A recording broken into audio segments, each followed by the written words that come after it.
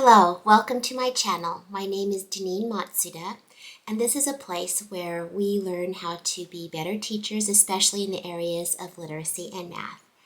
Don't forget to like this video if you do.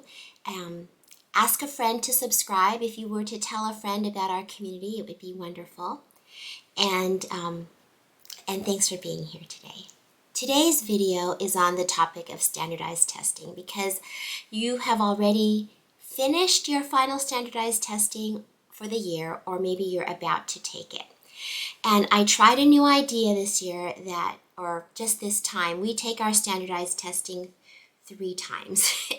It's a lot, but I just had an idea this go around that worked, and I wanted to share it with you.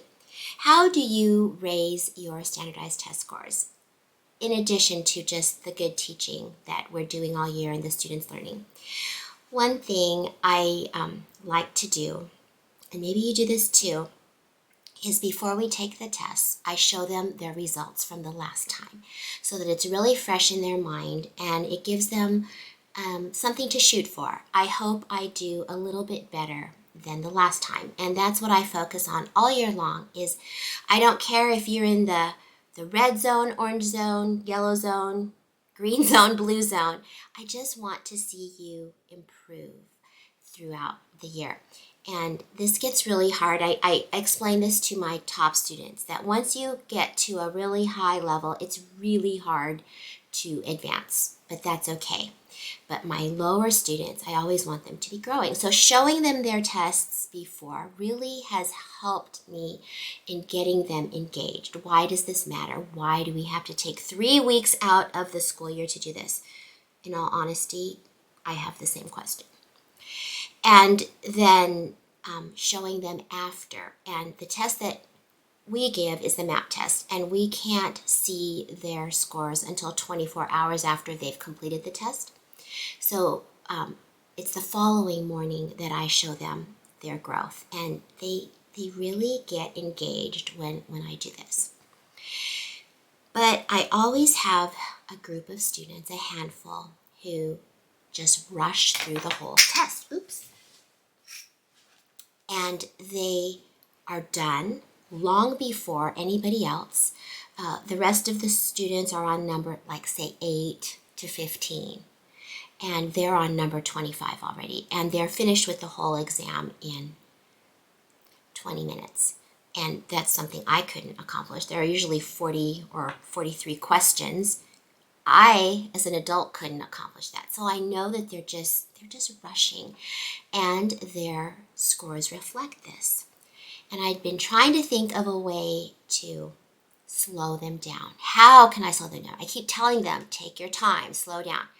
But then it occurred to me that I could buy little 1-minute timers, sand timers, and give it to them, and I want them to spend about a minute on each question. Now, of course, there are exceptions to this. There are some questions that it is obvious what the answer is, and you need 10 seconds for that question. And so I tell them, you don't need to slow yourself down on those. They're immediate recall, but there are many problems that require a lot of thinking. I didn't hand them out beforehand because I wanted it to be novel to them still. But I did at parent-teacher conference explain to those parents what I was going to do. And none of them batted an eye. They said, okay, let's give it a try. So the morning of the test, I told my students, and I tried to sit them kind of together, the ones that were with a timer, but I bought enough for the whole class so that if anyone else wanted a timer, they could have one. But I said, I'm going to ask you to not go to your next problem until the sand has run out. And they were really excited about this. And 2 of my boys who were sitting next to each other, they weren't, I can't really say it, talking during the test, but they would look at each other and go, okay, ready?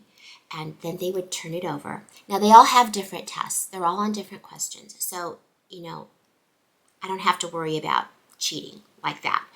But they were really engaged. And one of my students came to me afterwards. He said, I really liked this. it really helped me to slow down.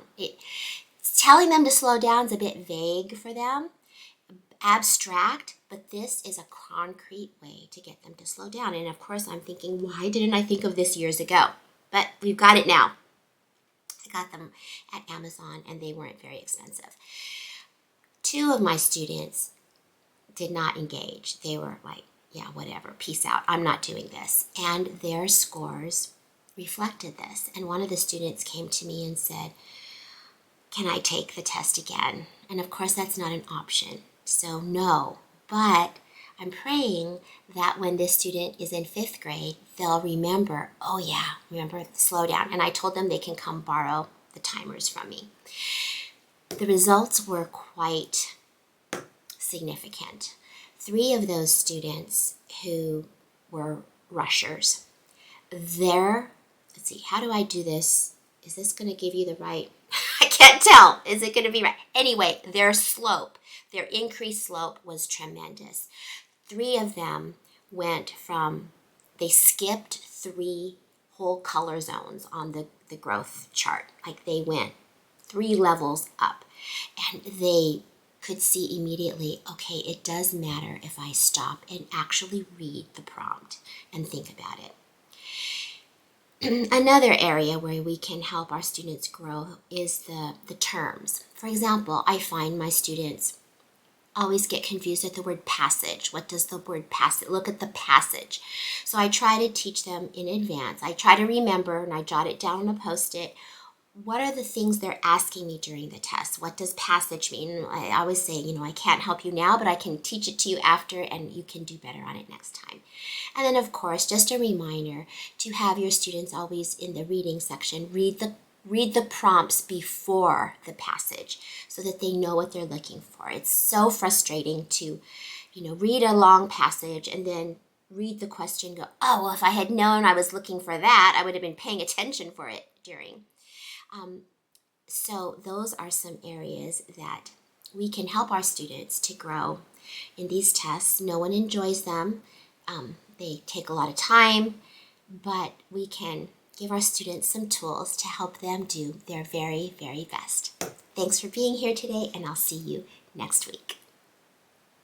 I'm Janine Matsuda. Thanks so much for watching, and don't forget to like and subscribe.